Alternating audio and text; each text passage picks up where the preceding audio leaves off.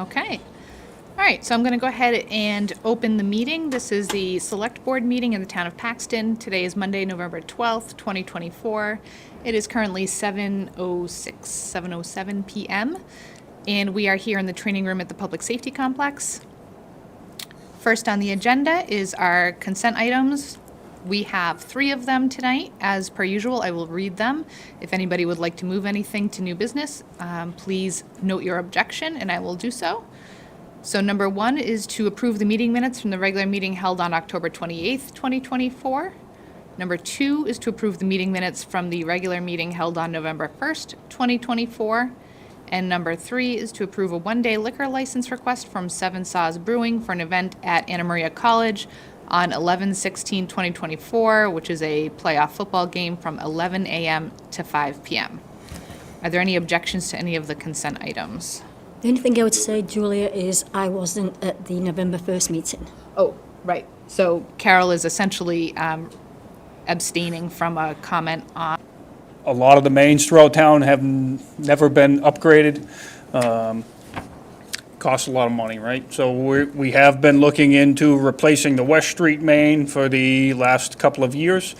We have had it all designed, engineered, shovel-ready. We're in the process currently of looking for funding, whether it be grant funding or SRF loan or what have you. We're hoping over the course of the next year or so, we're going to figure out exactly how we're going to afford to start replacing the West Street main. And hopefully we're going to see some movement on that within the next year or so. As far as, you know, the breaks go, we can't predict it. It could be 100 different things, right? A big part of it right now,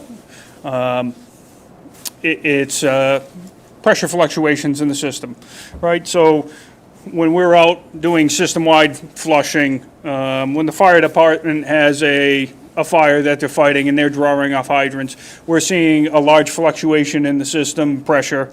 You know, I say large, a few PSI or more. System's not used to that kind of movement that quickly.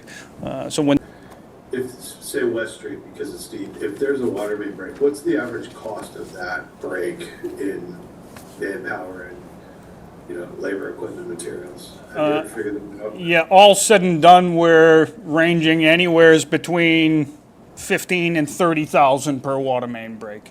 Obviously, that depends on. There's some dependence there, right? So if it's overnight and we're paying overtime for our staffing. You know, the break we just had on Holden Road, we were probably somewhere between 25 and 30,000, all said and done, between overtime costs, repair costs for fittings, materials. It's not cheap, so we do the best we can. I just think it's important that the community knows, like, every time it breaks, what that costs us. Yep, no, absolutely. I appreciate the question. You know, if we were to hire a contractor to, especially West Street, that water main's extremely deep in the section we have issues with regularly, we'd probably be looking at somewhere between 30 and 50,000 to pay a contractor to do it. So, yes, I understand that it's frustrating for the customers and the residents that are dealing with no water. It is a savings to the ratepayers, regardless, having us do the work in-house. I do think there's a quicker response as well. Oh, absolutely. When you guys do the work. 100%. Yeah. But Kirk raises a good point. You know, when we're starting to think about funding something like replacement of the water main on West Street, we really need to be taking into account the cost of the repairs and what that, you know, if we were to fix the water main, so it'd be Nothing, right? So it averages out right now probably somewhere around once a year. You know, we may go 2 years without having one over there. You know, and unfortunately, I can't predict it. We do the best we can as far as leak detection goes in-house. You know, our staff is out pretty regularly doing leak detection, and we find breaks all the time. Small breaks that aren't surfacing. I want to say we're somewheres like 6 or 7 breaks that we found this year just in-house. We just had a company come in, a private company, to also do leak detection for us for the first time in my time here. They found three other breaks. So there were 2 service breaks that they found, and they found 1 hydrant that was weeping by for us. One of the service breaks that they found is on the town side between the corporation and the curb stop. The other is on a homeowner's side, so the homeowner will be responsible to repair that. So we're planning on repairing the other service break this week. Unfortunately, it's up on Baxter Drive again. We've had a number of service breaks up on Baxter Drive this year.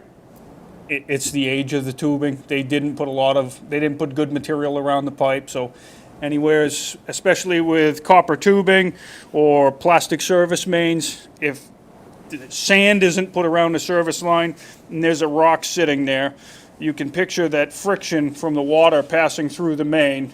It's going to create a thin spot wherever that rock. That varies year to year. That's not all the water that we're not accounting for, right? So we're obligated by the government to submit figures for unaccounted for water. So basically every gallon of water that we don't know what happened to it, where do we think it went to? So that's part of the reason we go out and do leak detection. So we do try to be as diligent as we can with trying to account for every drop of water that we purchase, because we purchase it. And because it's what the DEP requires of us, and that's our job. So Okay. we do our best in trying to find all these leaks and make the repairs, but it's lost water if we don't fix them. So it Yep. becomes more costly. Not putting you on the spot, Travis, but what is a gallon of water that comes from Worcester worth? I don't recall off the top of my head, so I don't want to give you a false statement. We spend somewhere around $450,000 a year to purchase water. It's pretty close to roughly half of what we budget for the year is just to purchase water. And that's not even considering, that water is a valuable and limited resource, so. Correct, and especially times like we're having this last few months where we're in a pretty extreme drought. We are going to end up putting a water ban in place here probably this week, as I believe the city of Worcester has already put one in. And Line fixed. What's the unaccounted water like these days? Has it gone up? Has it gone down? Because I know. So the last couple of years, it had been high. We had been over 20% unaccounted for Right. water. Over the past 6 months, we've been able to reduce those figures. And since we hired Louis Garcia, the new water foreman, we've even been able to further reduce that. So our 2 new water department staff members have been doing an excellent job of getting out and doing some leak detection. So yeah, we're starting to get a better handle on it. It's good. So unfortunately, it's hard to locate leaks. Especially. So in this town, at least since I've started, we require all the mains and piping to be either cast iron and copper tubing. We do that for a couple of reasons. We can trace copper and ductile, and we can hear breaks on copper and ductile because it is a metal. When there's a water break, a pinhole even, that water gets there, it washes away all the fine sands, and the rocks will actually ping off the pipe, so you'll hear it ting, ting, ting, ting, ting, ting, ting, ting. On plastic pipe, you can't hear that. On AC cement line pipe, you can't hear that. So there are a number of water services out there that are plastic. There are a couple of short spans of plastic water mains. And Have a letter from Roger Brunel, who is the moderator, and the moderator, as you're aware, is responsible for appointing the Finance Committee members. I'm going to read that letter just so that everybody can hear it. Dear members of the Select Board, I am writing to inform you that I wish to appoint Jeffrey Wenzel to an open seat on the Finance Committee. Mr. Wenzel is currently a member of the Bay Path School Committee. As you know, Section 1.1 of the Finance Committee bylaw provides that none of the members of the Finance Committee shall be town officers, either appointed or elected, or their agents or town employees. Town Council Brian Falk has informed me that the Bay Path School Committee is not of the town, and therefore there is no impediment to my appointing Mr. Wenzel to the Finance Committee. However, in an abundance of caution and to eliminate any doubt about the validity of this appointment, I am asking the Select Board to exercise its authority under Section 1.7 of the Finance Committee bylaw, which states, notwithstanding Section 1.1, a member of the Finance Committee may serve on any committee, board, or commission of the town if authorized by bylaw, or if authorized by vote of the Select Board upon a finding that such additional position would be advantageous and of value to the town. In support of Mr. Wenzel's candidacy, I attached to this letter a copy of his resume. As you will see, Mr. Wenzel is extraordinarily well qualified for this position, and I believe that his appointment would be advantageous and of value to the town. Therefore, I respectfully request that the Select Board authorize the appointment of Mr. Wenzel to the Finance Committee. Sincerely, Roger Burnell, Town Moderator.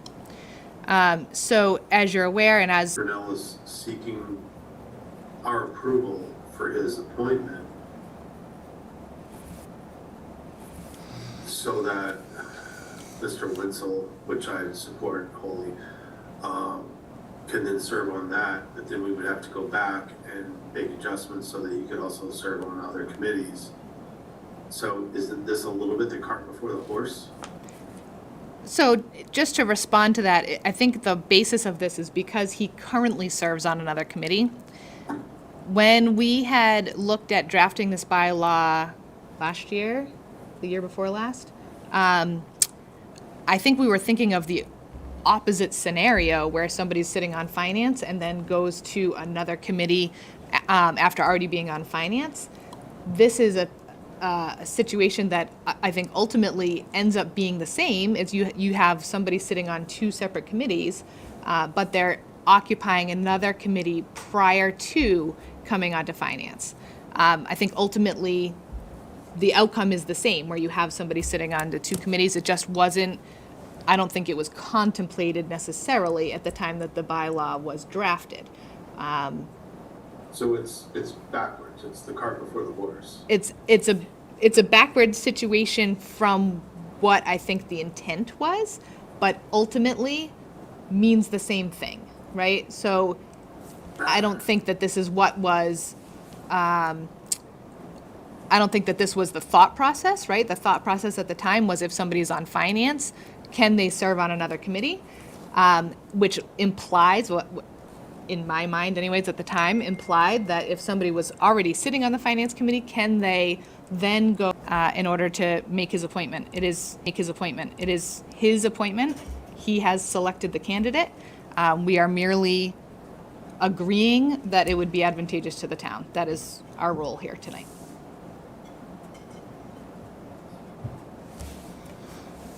I'm not saying it wouldn't be advantageous to the town, but I just think that the process is a little backwards. So I'd make a motion to pass over this until we have an appointment in front of us, in a situation where we need to make the decision whether he can sit on the finance board and whatever else board that candidate would be a part of. I'm not sure you're understanding it, Kirk. Okay. There's, so one example of a situation, right, just for the sake of demonstration. About this one. Exactly, all right, so one example is somebody's on finance, and this is kind of, I think, one of the things that brought up the fact that, or the reason for changing the bylaw was Rich Fenton was on finance and was going to participate on the DPW building committee. And then it was brought up, wait, you can't do that because it says in the bylaw that you can't, if you're on finance, you can't be on any other town committee or board. Right.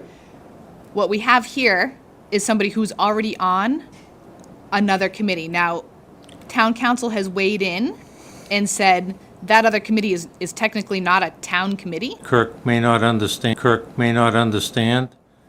I think he understands fully. Well, we're going to just hold off for now. So- We'll let us finish our discussion first, okay? Kirk, do you understand the whole, I do understand, I'll let Carol okay. speak. So, my understanding is that our purpose here is to authorize the moderator to make his recommendation. If he wants to appoint, then we give our blessing, like you said, on the 1.7. What you said is, do we think that this would be, having Jeff Wenzel on the Finance Committee, advantageous to the town? The moderator said himself that he's got plenty of experience, and I think, knowing Jeff well enough that I do, I think he would be a fine asset to the Finance Committee. So that's what I was going to say. But Right. I don't want us to step outside of our bounds we're here. not appointing. We're not the appointing authority. It is Roger who is the appointing authority. He is the town moderator. And like I said, based on town council's review of it, a select board to do it. So that's why I proceeded in this way. It's really not anything in the bylaw that tells me how to do this. It's probably the first time it's ever been done. It may be the last time it's ever done. Right. I don't know. I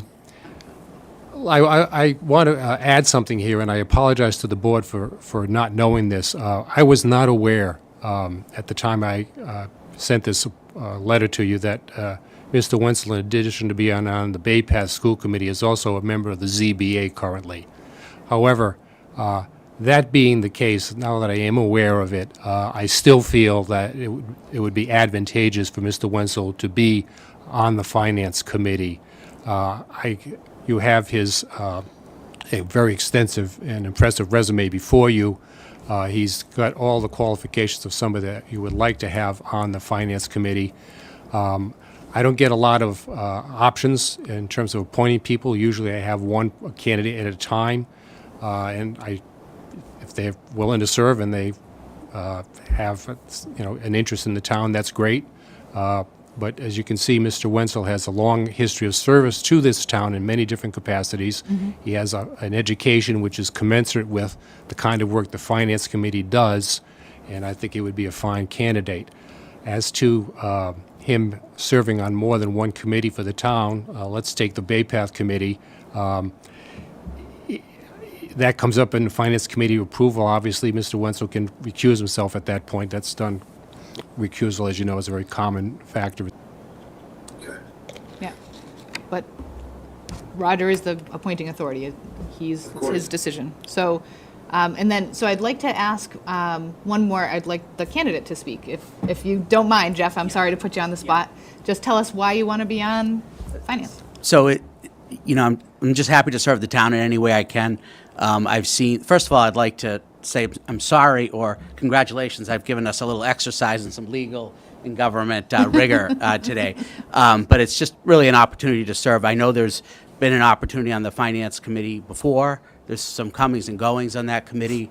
It's one committee I haven't served on in town. Well, actually, there's a few planning and things, and I'm just happy to serve the town in any way I can. And sorry if this has caused a little bit of a kerfuffle, but at least it'll be one that will work out. So thanks. Thank you, Jeffrey. Okay, but any further comments or questions from the select board? All right, yeah, oh. Sorry, go ahead, Jeff. Through the chair. If my position on zoning is a prohibitor to this, I'm happy to step aside from that committee. Just saying that. I'm sure zoning doesn't want to hear that, but I'm happy to step aside if that is an issue. Okay, Okay, just do that. Thanks. so I'll ask for public comment. And I know, Mark, you did send a Mark email. And I was disappointed that you read the town moderator's letter, but you didn't read mine. I'm happy to attach it to the minutes. I understand that. First of all, I've come before the select board a number of times, and in some challenging issues. As I sit here with my colleagues to my right, this could very well be the most awkward of those times I've come before the select board. But I did mention to both of them before we spoke that I was going to speak against the appointment. so I'm not surprising them right now. And what I said to Jeff, it's nothing personal. In the letter that I wrote, I said the same thing. This has got nothing to do with persons or personalities. This has to do with process.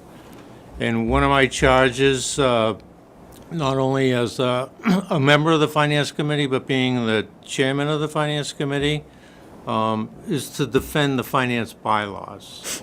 And that's in line, but that has to take place first. I have cited in my email to you numerous reasons why that can't take place. Because a person who serves on another committee cannot first be appointed to the Finance Committee.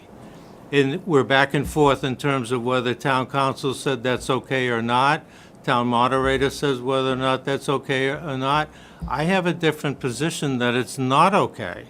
And I cited a court case indicating that it's not okay. I cited an ethics committee memorandum advisory that says it's not okay. So for us to go forward in saying it is okay, we got an issue right out of the gates. The second thing is 1.1 of the, and I don't mean to talk wonk, but 1.1 provision or section of the finance bylaws needs to come first.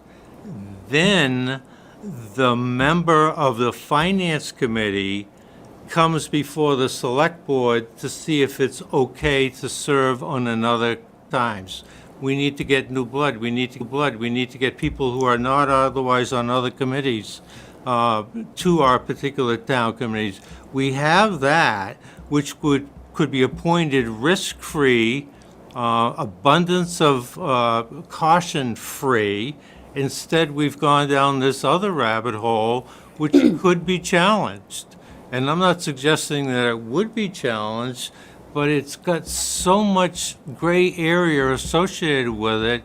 Why would we do that when we have another candidate and we're violating, in my estimation, we're violating the bylaws by doing what we're trying to accomplish this evening? I think Mr. Hughes is right. It's not the role of the Select Board to be involved in any authority, any appointment. By virtue of what you're trying to do or being asked to do, you are effectively in the authoritative appointing authority. That's not your lane to be in. It's solely that of the town moderator. If he wants to make that appointment, that's one thing. It's not been made, to my estimation. He's asking if he can make it with your permission. That's not the proper process that should play out this way. And that's why myself and other Finance Committee members, and I think that's important to be said, we'd all welcome Jeff on. You made the appointment? Have you made the appointment? Mark, can you let Roger Please speak, please? stop speaking when I'm speaking. Yeah. Can you let him speak? Roger's got the Thank floor. you. I've done the best I can with the very ambiguous bylaw that it is. What difference would it make? If I make the appointment now, then we're going to be back here next week with, and you will have the decision of saying, is it advantageous for the town, for Jeff Wenzel to serve both on the Finance Committee and on the ZBA? That's the, and on the, if it applies on the Bay Path School Committee. That's the same position you're in now. I don't see how, whether one comes first or the other comes first makes a difference. It's not a question of the cart before the horse.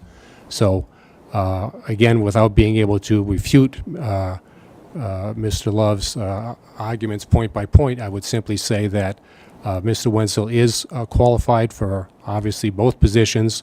It would be advantageous for the town for him to serve in those positions, that I would ask you to approve it. Thank you. Thanks. And just one comment I'd like to make is that oftentimes there are laws drafted throughout the United States, throughout the state of Massachusetts, and bylaws for individual municipalities in Massachusetts are no different. They're often well-intentioned, and it is at a time that something comes up that we determine that maybe the actual language of the bylaw doesn't result in the outcome that the drafter had hoped for. However, so with that, I've seconded it. Any further discussion from the select board? Hearing none, I'll ask for a vote. It does need to be a roll call vote because we're in a hybrid meeting. Kirk, how do you vote? No, not because I don't think the world of Jeff Winslow. I just don't think that this process is the correct process. That's your opinion? Okay. It's good? Carol, how do you vote? Aye. And I'll vote aye. And so we've provided Roger with what he was looking for so that he can make the appointment that he feels is best. All right? Jeff, are you going to call Roberta and let her know what's going on? What's that? Are you going to call Roberta O'Brien and let her know what's going on? Oh, I didn't resign. Yeah, he hasn't resigned, so. Okay, Thank you. you're very Thank welcome. you. Good night. All right, next up on the agenda is a discussion of ARPA and a potential vote for additional fund allocation. I know we had talked about originally putting this off until December, but it's on here, The so. reason I put this on here, Julia, I did have a conversation with Travis last week. We were looking at the Assisted her with safely changing said tire, and she was very appreciative of that. And so we just want to say thank you to Officer Havey for that citizen assist. She was very thankful, and we're happy to have officers on our force that are willing to help out like that. So thank you to Officer Havey. I have no other select board correspondence, and so town administrator's report is up. Excellent, thank you. Calendar, so it's a very busy week, even today, there's quite a few meetings, and tomorrow as well. So at this point, we're up to 11:13, so tomorrow's the FinCom meeting at 7 PM. It's a hybrid. 6:30. I'm sorry, it's at 6:30. You're right, Carol. I apologize. It changed after I typed it, and I am in the habit of 7 o'clock meetings. There's also a meeting for the planning board. The planning board's meeting is only on Zoom, and that starts at 8 PM. In talking to the chair, the purpose is just to accept the changes that legal recommended, the clean version of the red line, and the fixes to the map. If the folks remember, they watched the public hearing or participated in it at the planning board the other week. There were a couple errors on the map where certain things were grouped in and it shouldn't have been, and vice versa. So this is a clean version. I'm still waiting on CMRPC to finalize. Once it's finalized, it will be on the website. Recreation Committee, I have that they are meeting on the 14th. I actually think they're meeting tomorrow, so I will double check my dates on that. Tomorrow. I think it did change since, because someone this evening I ran into earlier and they were also confused. All right, so that's, so town clerk, as we know, the presidential election has just come and gone. They have a meeting with the Board of Registers. It keeps getting moved. I believe right now it's on Saturday to review the last of the ballots for the count. I believe there were 2 provisional that will get counted. The Paxton turnout was about 79.3% with 2,992 ballots being cast. Of that, about 30% were received by mail. 400 folks voted early in person, and 54% voted on the day of the election. That's incredible. So it's actually a little bit lower than I think we anticipated the turnout was going to be. We thought we were going to see the 80s, Yeah. but It's still an incredible turnout. oh, absolutely.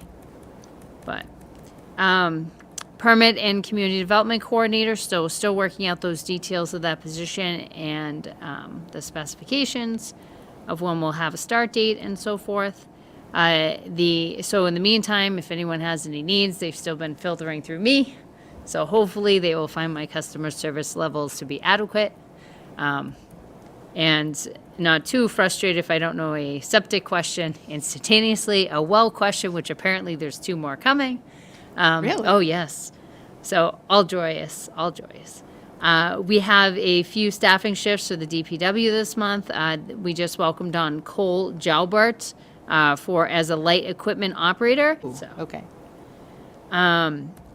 Historical Committee had asked me to share that their 2025 calendars are now available for purchase. They sell calendars every year. They're beautiful calendars. So if you're looking for one, they're lovely. They're always, contain nice pictures of the different aspects of the town. So definitely encourage people to get those. I had promised I'd put it in my report, then I forgot, so I've added in the amended report, which now has a bunch of different dates in it, so I will get that back up. Recreation, so exciting, but the basketball hoops on the far end, this is how much I don't speak sports, right? The long part of the court and now up. The only last finishing touches is just getting some of the finishing painting done. And then Kathy is hoping to schedule a ribbon cutting and even invite back the former principal, Sean Ricken, for that purpose, because apparently that's something he's always. Feel about it. She must be psyched. She's had enough. She's ready for it to be installed. Yes. She's all done. It's been a long process even for the installs. Yeah. Yeah. But the door looks lovely. If you go down there, it smells like fresh paint. Oh, that's always nice. So, yes. Good. Now I've noticed, I'll have to talk to Cindy, but it's a little bit dark, so it's kind of hard to see the keyboard. Like, you have to push a button to see it because now you don't have the window. So, you're losing more light source, and Oh, okay. so we'll figure something out. Special town meeting. So, special town meeting is scheduled for Monday. Just so folks know, as soon as we get the information sheet that we put out each year finished, we'll get it on the website. A big piece, and we got lots of questions on this. Article 1, we do have more information than we had when we originally put it on the warrant. And that is that the property for Illig's Pond is actually associated with Article 97, which essentially means that we're unable to lease that property without getting special approval from a special act of legislation. And I thought that was probably a little bit further than we wanted to go. So my recommendation is that we just pass over that article and not pursue it any further. And then maybe we can look at other possible locations for a bus lease. Planning, we just talked about that. We're all good.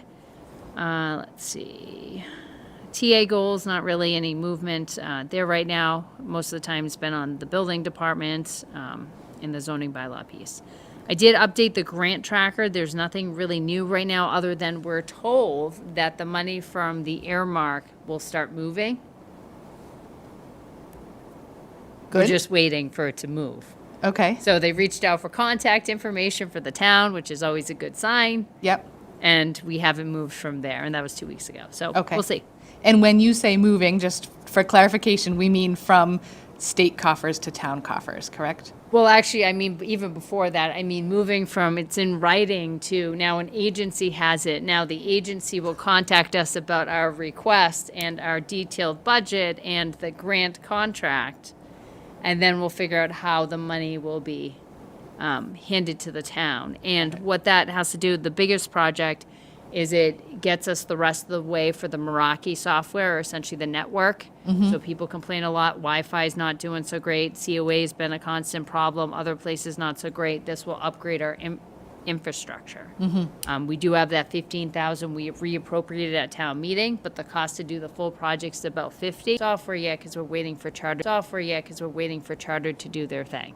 Right. So we're still waiting for charter. As I understand it. Okay. When I talked to Nick last week, we were making progress. Okay. All right. Not as much progress as my earmark, but. Okay. All right. Any questions for Heather? Nope. Kirk, any questions? No? No, ma'am. All right. We have no public sitting with us here anymore. Nope.